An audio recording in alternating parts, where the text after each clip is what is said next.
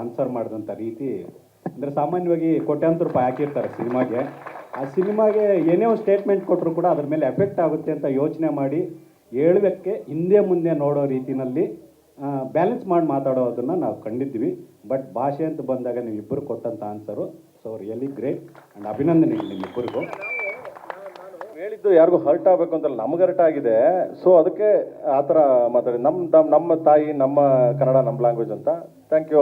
ಅದನ್ನು ಎಲ್ಲರೂ ಅಲ್ಲೂ ಅಷ್ಟೇ ಎಂಟೈರ್ ಮೀಡಿಯಾ ಬಂದ್ಬಿಟ್ಟು ಯಾರು ಲೈಕ್ ಇದಾಗಿ ಯಾರು ರೆಬಲ್ ಆಗಿ ಯಾರು ಮಾತಾಡೋಕೆ ಹೋಗಲಿಲ್ಲ. ಸೊ ಅಗ್ರಿ ಅಂತ ಒಪ್ಕೊಂಡ್ರು ಅವರು. ಎಸ್ ಅಗ್ರಿ, ಯಾಕಂದರೆ ಅದು ಟ್ರೂ ಅಲ್ವಾ. ಸೊ ಈಗ ನಾನು ಹೋದ ತಕ್ಷಣ ಲೇಟ್ ಆಯಿತು ಪ್ರೆಸ್ ಇದ್ರಲ್ಲಿ, ನಾನೇನು ಅಲ್ಲ, ಸಾಮಾನ್ಯ ಒಬ್ಬ ನಿರ್ದೇಶಕ.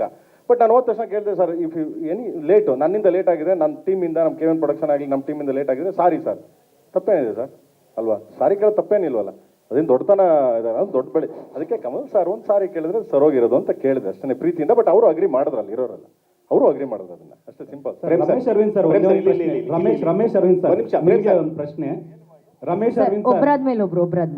ಅರವಿಂದ್ ಸರ್ ಪ್ರಶ್ನೆ. ಸಾಮಾನ್ಯವಾಗಿ ನೀವು ಇಲ್ಲಿವರೆಗೂ ಸಿನಿಮಾಗಳು ಮಾಡ್ಕೊಂಡು ಒಂದು ರೀತಿ ನೀವು ತ್ಯಾಗರಾಜನ ಬ್ರಾಂಡ್ ಅಂಬಾಸಿಡರ್ ಥರ, ಅಂದರೆ ಈ ಹೂವು ಹಣ್ಣು ಸ್ವಲ್ಪ ತುಂಬ ಮೆಲೋಡಿ. ಆದರೆ ಈ ಡ್ಯಾಶಿಂಗ್ ಥರ ಡೈರೆಕ್ಟ್ರು ಪ್ರೇಮ್ ಥರ ಬಂದು ಕೇಳಿದಾಗ ನಿಮಗೆ ಫಸ್ಟ್ ಏನು ಅನಿಸ್ತು ಈ ಸಿನಿಮಾದಲ್ಲಿ ಮಾಡಿ ಅಂತಂದಾಗ? ಇಲ್ಲ, ಬಹಳ ಇಷ್ಟ ಆಯ್ತು ನನಗೆ. ಇಂಥದಕ್ಕೆ ಕಾಯ್ತಾ ಇದೀವಿ ಅಂದರೆ. ಓಕೆನಾ? ಹಲೋ ಸರ್, ನಾವು ಆಕ್ಟರ್ ಸರ್ ಯಾವ ರೋಲ್ ಕೊಟ್ಟರು ನಾವು ಮಾಡಕ್ಕೆ ರೆಡಿ ಇರ್ತೀವಿ. ಒಬ್ಬ ಡೈರೆಕ್ಟರ್ ಬಂದು ನಿಮ್ಮಲ್ಲಿ ಇದಿದೆ, ಈ ಪೋರ್ಷನ್ ಇದೆ ಅಂತ ಹೊರಗೆ ತೆಗಿಬೇಕು. ನಾನು ಆ ಟೈಮಲ್ಲಿ ಅಷ್ಟು ಲವ್ ಸ್ಟೋರೀಸ್ ಮಾಡಿದಾಗ ದಿನೇಶ್ ಬಾಬುಗೆ ಅನ್ನಿಸ್ತು ನಾನು ಅಮೃತವರ್ಷಿಣಿ ಮಾಡ್ಬೋದು ಅಂತ.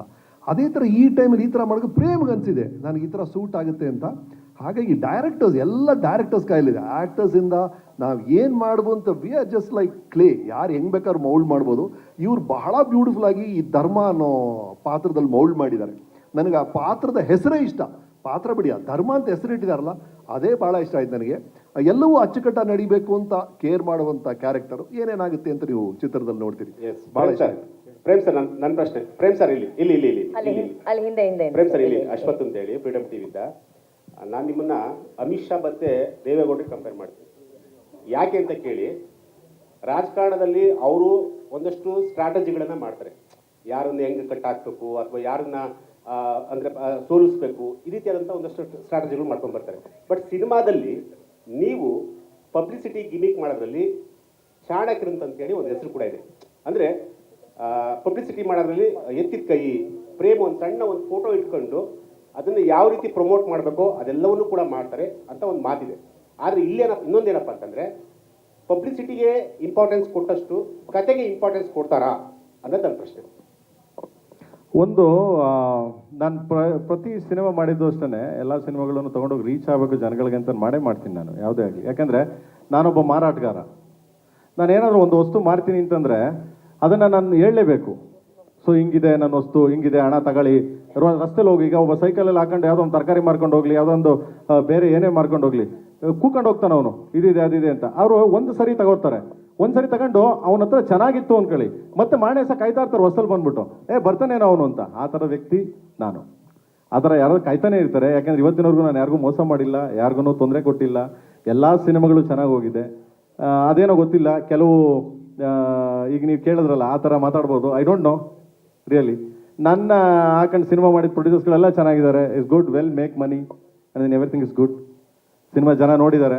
ಒಂದ್ಸರಿ ಸಿನಿಮಾ ರಿಲೀಸ್ ಆದಾಗ ಎಲ್ಲ 100 ಥಿಯೇಟರ್ ರಿಲೀಸ್ ಮಾಡಿದಾಗ 100 ಡೇಸ್ ಹೋಗುತ್ತೆ ಅಂತ. ನಾವು ಹಂಗೆ ಮಾಡಲಿಲ್ಲ. ನಾನು ಜೋಗಯ್ಯಿಂದ ಸ್ಟಾರ್ಟ್ ಮಾಡಿದ್ದು. ಅವಾಗೆಲ್ಲ ಡಿಸ್ಟ್ರಿಬ್ಯೂಟ್ರು ಬೈದರು ನನಗೆ. ಏನಕ್ಕೆ ಅಂತಂದರೆ, ಏಕಾಏಕಿ 300-400 ಥಿಯೇಟರ್ ಹಾಕ್ಬೇಡ ಅಂತ. ನಾವು ಹೇಳಿದ್ದು ರೀಚ್ ಆಗಬೇಕು ಜನಗಳಿಗೆ ಅಷ್ಟೇ. It's make money. ನೀವು ಸಿನಿಮಾ ಏನಕ್ಕೆ ಮಾಡಿದ್ದೀರಾ?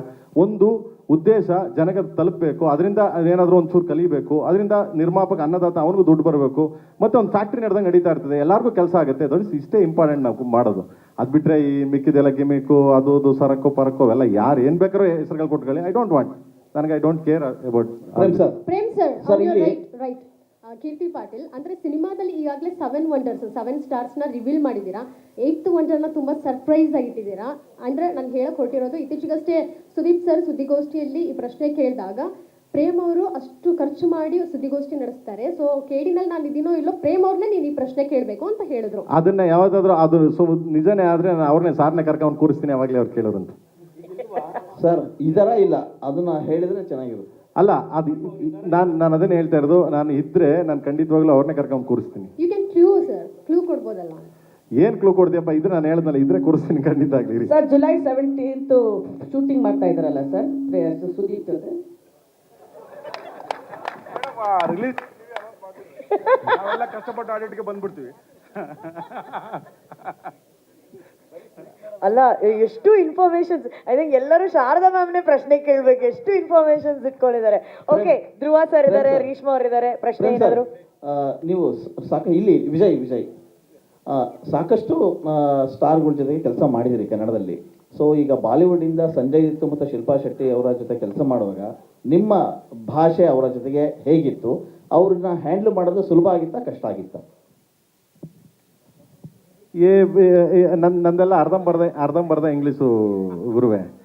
ಆಮೇಲೆ ನಮ್ಮ ಮನೇಲಿ ನಮ್ಮ ಮೇಡಮ್ ಅದೇ ಹೋಯ್ತಿರ್ತಾಳೆ. ನಾನು ಫಸ್ಟ್ ಬಾಂಬೆಲಿ ಪ್ರೆಸ್ ಮೀಟ್ ಆದ ತಕ್ಷಣ, ನೀನು ಬರೀ ಕನ್ನಡ ಮಾತಾಡಪ್ಪ, ನೀನೇನು ಹೋಗಿ ಅಲ್ಲೆಲ್ಲ ಏನೇನೋ ಮಾತಾಡ್ತಾ ಇದೆಯಾ ನೀನು ಅಂತ.